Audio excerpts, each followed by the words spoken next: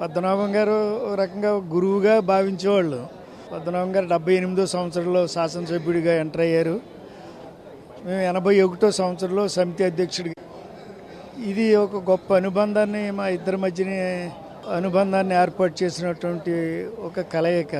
ఆ రోజు నుంచి ఆయన చనిపోయే వరకు కూడా మేము ఇద్దరం ప్రతి సందర్భంలోని ఈ జిల్లాకు సంబంధించిన విషయాల్లో కానీ, లేకపోతే ఆయన పోరాటం చేస్తున్నటువంటి కాపునాడు ఉద్యమానికి సంబంధించినటువంటి విషయాల్లో కానీ ఎప్పటికప్పుడు ఒకళ్ళం కలిసిమెలిసి ముందుకు నడిచినటువంటి సందర్భాలు చాలా ఉన్నాయి. ఆయన నమ్ముకున్నటువంటి సిద్ధాంతాన్ని కానీ, నమ్మిన ఏ కార్యకర్తని కూడా విడిచిపెట్టే భావాలు కానీ, ఆలోచనలు కానీ ఆయనకి ఏమీ లేవు. ఆయన ఎప్పుడూ ఒక మనిషిని ఇష్టపడ్డాడు, లేకపోతే ఒక సమస్య మీద ఆయన తలదూర్చాడు అన్నప్పుడు అది పరిష్కారం అయ్యే వరకు కూడా పద్మనాభం గారికి పోరాటం చేయడమే. ఆ విధంగా ఈవేళ ఈ జిల్లాలో కానీ, ఈ రాష్ట్రంలో కానీ 1978 అంటే ఆయన రాజకీయాల్లోకి ఎంటర్ అయినప్పటి నుంచి చనిపోయే వరకు కూడా ప్రతి నిత్యము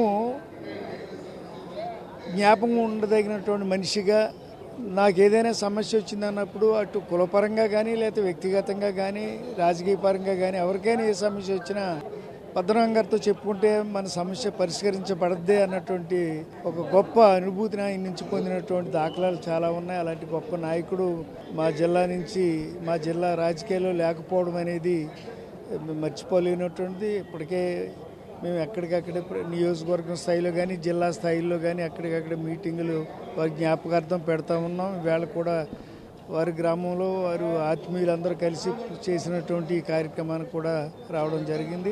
కోనసీమ ఎప్పటికైనా మర్చిపోలేదు. ఆయన బంధుత్వాలు కానీ, స్నేహితులు కానీ ఆయన అలా పిలిపించాడనేసరికి అటు అమలాపురం నుంచి కానీ, ఇటు కొత్తపేట నియోజకవర్గం నుంచి కానీ, అటు రాజోల్ నియోజకవర్గం నుంచి కానీ ఆయనకి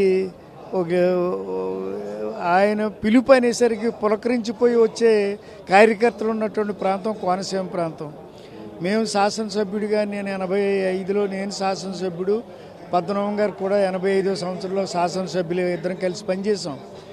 ఆయన మంత్రిగా నేను శాసనసభ్యుడిగా ఉన్నటువంటి సందర్భాలలో వారు ఇచ్చినటువంటి ప్రోత్సాహం కానీ, వారు మాకున్నటువంటి నియోజకవర్గ పరిధిలో ఉన్నటువంటి సమస్యలు కానీ, ఎప్పుడైనా అవకాశాలు వచ్చినప్పుడు వారి డిపార్ట్మెంట్లో ఏమైనా చిన్న ఉద్యోగాలు ఇచ్చే అవకాశాలు వచ్చినప్పుడు కానీ పిలిచి మరీ ఇగో ఒక 4 కానిస్టేబుల్ ఉద్యోగాలు ఇస్తున్నాను, లేకపోతే ఈ గ్రాంట్ ఈ రకంగా వచ్చింది, ఈ డెవలప్మెంట్ కోసం ఈ రకమైనటువంటి గ్రాంట్లు ఇస్తున్నామని వారు మాతో చెప్పి రాజకీయాల్లో ఆ యొక్క కొత్త ఆలోచనలు ఆ రకమైనటువంటి ఒక ప్రజాహితమైనటువంటి కార్యక్రమాలతో ముందుకెళ్ళే అవకాశాలు మాకు చెప్పి మమ్మల్ని ప్రోత్సహించినటువంటి దాఖలాలు కూడా చాలా ఉన్నాయి. అలాంటి గొప్ప నాయకుడిని